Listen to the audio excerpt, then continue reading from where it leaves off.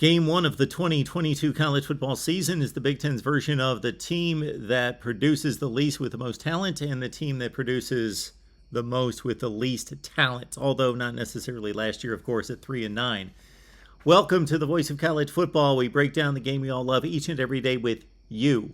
Best discussion, debate, and analysis. That's the aim, that's the goal, that's the mission every day right here.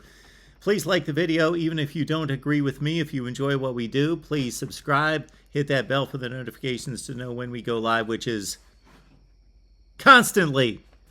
Nebraska Northwestern, yes, they kick off at 12:30 Eastern Time, 11:30 back in Nebraska and Northwestern, and then that's going to be at 6:30.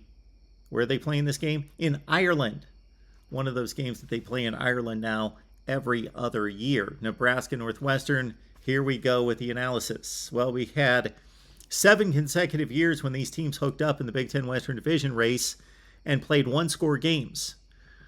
That probably gives shivers to Nebraska fans to think about another one-score game because Scott Frost has the worst record in the nation since he took over at Nebraska in 2018 in one-score games, including 4 losses to 4 top 10 teams, Michigan, Michigan State, Ohio State, and Oklahoma, all by one score. Yes, Ohio State 26-17. They kicked a field goal with a minute left in the game. Follow the spirit, the context of the facts, not necessarily to the letter on that one. All right, but after all those one-score meetings between the Wildcats and the Huskers for 7 consecutive years, ouch. At Lincoln last year, Huskers rolled. They were a 1-8 team in the Big Ten. Their one win by 7 touchdowns over Northwestern. Get this, Nebraska ran for 437 yards rushing, Northwestern 27. We'll get to that issue in just a minute. Let's start with the Nebraska offense. With a new leader in place, no Adrian Martinez, he's in Manhattan. Casey Thompson led the Big 12 in touchdown passes with 24, and guess what? His finger will not limit him this year. He had ligament damage that most observers said really hampered him last season and even into spring ball this year. But Scott Frost says he's throwing the ball much better. He can see more zip on the ball, more velocity, no pain, and delivering the football. And again, he had an outstanding season considering the situation at Texas with a horrible offensive line. He didn't start the season as the starter, and again, threw 5 touchdown passes against Oklahoma, a team Nebraska is going to see, of course, in a few weeks. This Nebraska offense has no proven running backs. Ramir Johnson had a serviceable year last year, 500-plus yards, 4.4 yards per carry. So if you follow college football and understand rushing statistics, you know that your top running backs, even just good, solid running backs, the front liners need to average 5.5 to 6 yards per carry. So 4.4 will not get it done. Jaquez Yant, when he got the football, 6.3 yards per carry. Then you've got Gabe Ervin. He carried it 37 times last year. Anthony Grant may take it all over. He's the incoming guy who originally signed with Florida State. The offensive line was a huge concern, as it should be, and continues to be, and was pretty bad last year. The offensive line, of course, is the pride and joy of this program going back to the 1960s and 70s, has not been stellar. Turner Corcoran and Teddy Prohaska, the 2 tackles, are the 2 best players. They lose Cam Jurgens, who, despite having some issues hiking the football at times in the shotgun, was a really strong center otherwise. They got the other 4 starters back. The most important guy in this team might be Dominic Raiola, the offensive line coach in his first season at Nebraska. Again, the offensive line is the big concern and the key to the entire team. Besides health, which is always a key, of course, because you could have the best team in the world, and if the guys aren't on the field, then you're not going to win. Besides health, it's offensive line for this Nebraska team. Trey Palmer, the transfer from LSU, produced against SEC secondaries, 30 catches, 3 touchdowns. He'll be flanked by Omar Manning, who caught 26 and 2 touchdowns. Oliver Martin, probably the 3rd receiver. Again, there's a lot of mystery anytime in fall camp leading into the season. So even if you read all the preseason publications and read the fall camp updates, nobody really gets to see practice. You see the guy stretch, you see him throw the ball around a little bit, and that's all we see. And we see a clip here and a clip there. So sometimes we get surprised in week 0, week 1, over who's on the field and how much and how often they're on the field. But it looks like Palmer, Manning, and Martin at wide receiver. Little used the tight ends last season. The most experienced coming back is Travis Vokalek, the senior. Also an interesting addition in former Texas signee Marcus Washington. He could become an impact player. Now we look at the Northwestern defense. Awful last year. We noted the 437 rushing for Nebraska. Well, that was just a microcosm of the season. Northwestern, finished last in the Big Ten in rush defense, number 119 in the country. Northwestern finished 127th in third down distance, meaning they didn't get negative plays on first and second down, and they were giving up the most yards, first and second down, to lead into third and short. The 4th worst figure in the nation. What was the big difference? Well, they lost their long time, and when I say long time, I don't mean like for 8 years or 12 years or 15 years. I mean for 50 years. What a career turned in by Mike Hankwitz. New defensive coordinator Jim O'Neill, apparently, according to Pat Fitzgerald, kept the base scheme. But he changed up the terminology. Does that make any sense? They had the 5th best defense in the country statistically in 2020 when they finished in the top 10 in the nation. Not top 10 in defense. They were a top 10 team in the nation. They won a bowl game over Auburn, finished 7-2, went to the Big Ten championship game. Why would you switch up the terminology if you had a top 5 defense?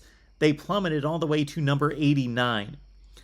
They have 5 starters back, including Bryce Gallagher, who had 89 tackles. They've got 4 transfer portal pickups for the front 7, but none of those guys look to be impact players. Just fill-in guys that'll get reps, take snaps, and hopefully do their jobs. But again, no impact type, all-conference type players, most likely from the transfer portal additions.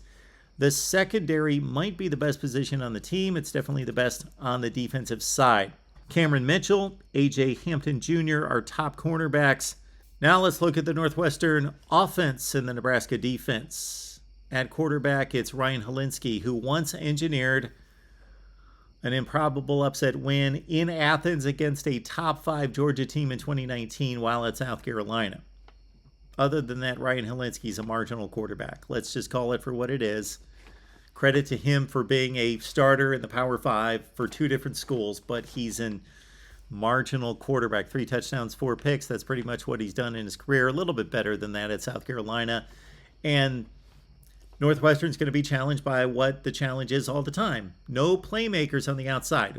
I'm not talking about not competent players, but guys that will scare the defense. They don't have them. Malik Washington, the most dependable wide receiver coming back, 44 catches, 13 yards per catch. He's complemented by Bryce Kurtz and Jacob Gill. Back to the quarterback position, and it was bad last year, but at least it was deep. Now Hunter Johnson's going back to Clemson, and also you got Andrew Marty, the part-time starting quarterback. They're both gone, so the backups have 0 experience after Helinski. The offensive line, this is a pretty easy analysis of Northwestern football last year. The offensive line was bad. But listen to this. Pat Fitzgerald says that this is potentially the best offensive line that he's had in 17 years there. 4 starters are back, including Peter Skoronski, who, of course, his brother played tight end. He's now in the NFL. Skoronski was 2nd team All-Big Ten as a true freshman offensive lineman. That's tough to do. Now to the Nebraska defense. 9th in the Big Ten in total defense. They've got to get to the quarterback. They do not get to the quarterback, and this has been a recurring theme for years. They only had like 27 sacks last year. They were bottom 3 in the conference and have been. Bring in O'Shawn Mathis from TCU. His sacks totals will not impress you. The quarterback hurries and tackles for loss will. 2nd team All Big 12 for 2 consecutive years from O'Shawn Mathis. And then you've got Garrett Nelson, who's emerging as a star. This should be his big breakout year. He's a really good player last year, but now should be All Big 10 type caliber. Stephon Wynn comes in from Alabama. All you have to do is say Alabama, If he's an original signee from Alabama, you know that he's a high 4-star or 5-star, and that's Stephon Wynn. The big losses for Nebraska up front, ironically, Jordan Riley and Casey Rogers both fled to Oregon, and we understand from our Oregon folks that those guys are going to make an impact and get tons of playing time. So Nebraska hurting possibly in the interior line defensively. Luke Reimer, 108 tackles. Nick Heinrich with 89 lead the linebacking core. At cornerback, the Huskers need to find a complement to Quentin Newsome, who's the number 1 guy with 57 tackles last year. And one of the most important coaching additions, we didn't even talk about Mark Whipple when we talked about the offense, but we've talked Whipple the entire offseason. So please join us for Nebraska Live every Tuesday at 6 Central on the Nebraska channel. Mark Whipple's phenomenal at what he does. Of course, Kenny Pickett threw 42 touchdowns last year. We'll see what Casey Thompson and how he benefits. But special teams coach Billy Bush, the special teams for Nebraska, awful.